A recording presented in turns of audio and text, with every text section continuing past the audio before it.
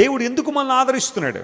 పరిశుద్ధాత్మ ద్వారా ఎందుకు దేవుడు మనల్ని ఆదరిస్తున్నాడు? లేఖనముల ద్వారా దేవుడు ఎందుకు ఆదరిస్తున్నాడు అంటే, పౌలు భక్తుడు మంచి ఆన్సర్ రాశాడు. చూడండి, కొరింథీయులకు రాసిన 2వ పత్రిక 1వ అధ్యాయము ఈసారి 4వ వచనం మనం చదివితే అందులో ఒక మాట రాయబడింది. దేవుడు ఎందుకు మనల్ని ఆదరిస్తున్నాడు అంటే అక్కడ రాయబడిన మాట ఇలా ఉంది. ఏ ఆదరణతో ఆదరించుచున్నాడో, చూడండి, దేవుడు మమ్మును ఏ ఆదరణతో ఆదరించుచున్నాడో, ఆ ఆదరణ ఎట్టి శ్రమలలో ఉన్నవారినైనను, అలాంటి ఆదరణతో ఎట్టి శ్రమలో ఉన్న వారితో ఆదరించుటకు శక్తి గల వారు మగునట్లు. అది ఇప్పుడు ఎందుకు దేవుడు ఆదరిస్తున్నాడట మనల్ని అంటే, అదే ఆదరణతో ఎలాంటి శ్రమలో ఉన్న వారినైనా మనం కూడా ఏం చేయాలని? ఆదరించుటకు. అది ఆదరించాలని. ఎలాంటి శ్రమలో ఉన్న వారికైనా దేవుడు ఆదరణ ఇస్తాడనే సందేశాన్ని మనం ఇవ్వాలని మన వ్యక్తిగత సాక్ష్యము ద్వారా, దేవుడు నాకు మేలు చేశాడు, నా జీవితంలో అద్భుతం చేశాడు, నాకంటే గొప్ప అద్భుతం నీ జీవితంలో చేయగలడనే సాక్ష్యం ఇవ్వడం ద్వారా ఆదరణ లేని వారికి మనము ఆదరణ ఇవ్వడానికి దేవుడు మనల్ని ఆదరిస్తున్నాడు. స్తోత్రం చెప్పండి, హల్లెలూయా. ఇంకో మాటలో చెప్పాలంటే, ఆశీర్వాదం లేని వారికి ఆశీర్వాదం పంచడానికి దేవుడు మనల్ని ఏం చేస్తున్నాడు? ఆశీర్వదిస్తున్నాడు. It's all about sharing.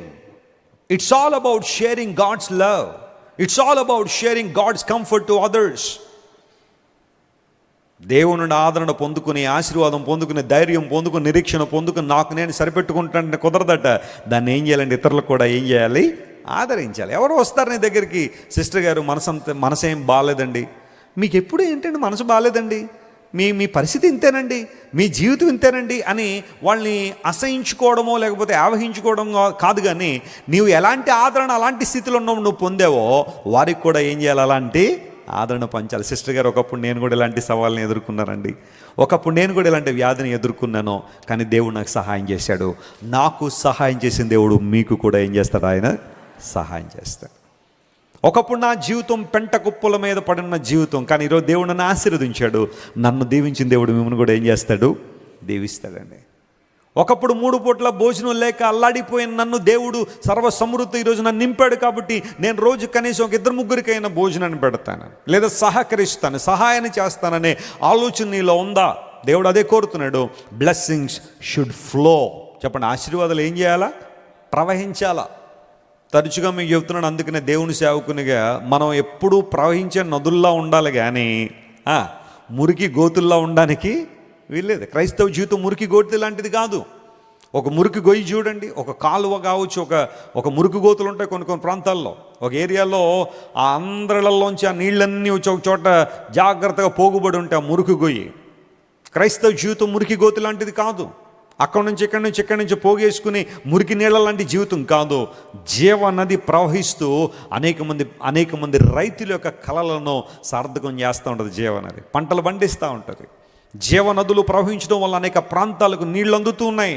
ఆ నీటిని త్రాగడం ద్వారా మనిషి బ్రతుకుతున్నాడు. క్రైస్తవుడు కూడా అలాంటి వాడే. We are a blessing to the world. Hallelujah. దేవుడు మనల్ని ఎందుకు ఆశీర్వదిస్తాడు, ఎందుకు ఆదరిస్తాడు, ఎందుకు ధైర్యపరుస్తాడంటే, మనం ఇతరుల యొక్క శ్రమల్లో కూడా ఏం పొందాలా? పాలు పంపులు పొందాలి. ఇతరుల యొక్క కష్టములో పాలు పంపులు పొందే వారంగా ఉండాలని దేవుడు ఆశిస్తున్నాడు. ఇప్పుడు మీకు అర్థమైందా? ఆదరణ ఎవరికి అంటే విచారములో ఉన్నవారికి. ఆదరణ ఎలా అంటే లేఖనముల ద్వారా మరియు పరిశుద్ధాత్మ ద్వారా. ఆదరణ ఎందుకు అంటే అట్టి శ్రమలో ఉన్నవారిని మనం కూడా ఏం చేయడానికి? ఆదరించడానికి. ఇప్పుడు ఆ ఒక్క మాటలో ఉన్న శ్రేష్టమైన అంశాన్ని గుర్తిద్దాం. ఇప్పుడు దేవుడు ఎలాంటి వాడంటే సమస్త ఆదరణ అనుగ్రహించు దేవుడు. స్తోత్రం చెప్దాం, హల్లెలూయా. ఈరోజు ఎట్టి సమస్యలో నీవు ఉన్నా, కృంగుదల్లో నీవు ఉన్నా, విచారములో నీవు ఉన్నా, యాంగ్జైటీలో నీవు ఉన్నా, డిప్రెషన్లో నీవు ఉన్నా, క్రానిక్ డిసీజెస్లో డిప్రెషన్లో నీవు ఉన్నా, దేవుడు నీకు విడుదలిచ్చి నీకు ఆదరణ ఇచ్చి నెమ్మదిని కలుగు చేసే దేవుడు ఆయన దగ్గరకు వచ్చే ఏ ఒక్కరిని కూడా దేవుడు విడిచిపెట్టలేదని లేఖనాలు చాలా స్పష్టంగా సెలవిస్తున్నాయి. మీరు ఇంతవరకు విన్న దైవ సందేశం మరియు దేవుని సేవకులు చేసిన ప్రార్థన మీకు ఆశీర్వాదకరముగా ఉన్నదని విశ్వసించుచున్నాము. ఈ సందేశాన్ని మీ స్నేహితులకు, బంధువులకు షేర్ చేయండి. మీకు ఏదైనా ప్రార్థన అవసరత ఉన్నచో మా ఫోన్ నంబర్లకు కాల్ చేయండి. దేవుడు మిమ్మల్ని ప్రేరేపిస్తే విశ్వాసంతో సాగుచున్న ఈ పరిచర్యను ప్రోత్సహించండి. మరిన్ని వర్తమానాలు, పాటలు వినుటకు జాన్ వెస్లీ మినిస్ట్రీస్ అను మా యూట్యూబ్ ఛానల్ను సబ్స్క్రైబ్ చేసుకొనండి. ప్రభువైన యేసుక్రీస్తు కృప మీకు తోడైండును గాక.